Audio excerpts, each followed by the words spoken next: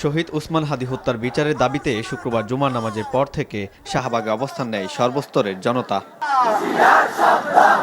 শনিবার রাতে উপদেষ্টা রিজওয়ানা হাসান অন্তর্বর্তী সরকারের পক্ষ থেকে খুনিদের বিচারের প্রতিশ্রুতি দিলেও তা না মেনে দ্রুত বিচারের দাবিতে রবিবার দুপুর ২টা থেকে সারা দেশের বিভাগীয় শহরগুলোতে সর্বাত্মক অবরোধ কর্মসূচি ঘোষণা করে ইনকিলাব মঞ্চ।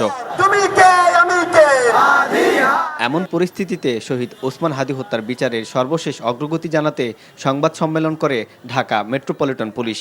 ডিএমপির অতিরিক্ত কমিশনার জানান, হাদীর খুনিদের সহায়তাকারী ২ জনকে গ্রেফতার করেছে ভারতের মেঘালয় পুলিশ।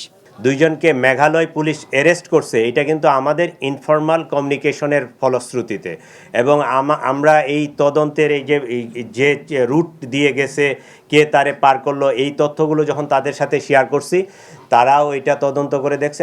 সংবাদ সম্মেলনে তিনি আরও জানান, ঘটনাটি পূর্ব পরিকল্পিত হওয়ায় আসামিদের শনাক্ত করার আগেই ময়মনসিংহের হালুয়াঘাট সীমান্ত দিয়ে পালিয়েছেন আসামিরা।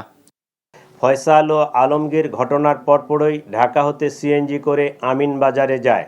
পরবর্তীতে তারা মানিকগঞ্জের কালামপুর যায়। সেখান থেকে পূর্ব পরিকল্পনা অনুযায়ী একটি প্রাইভেট কারে করে ময়মনসিংহের হালুয়াঘাটে পৌঁছে আসামিদেরকে চিহ্নিত করার পূর্বেই তারা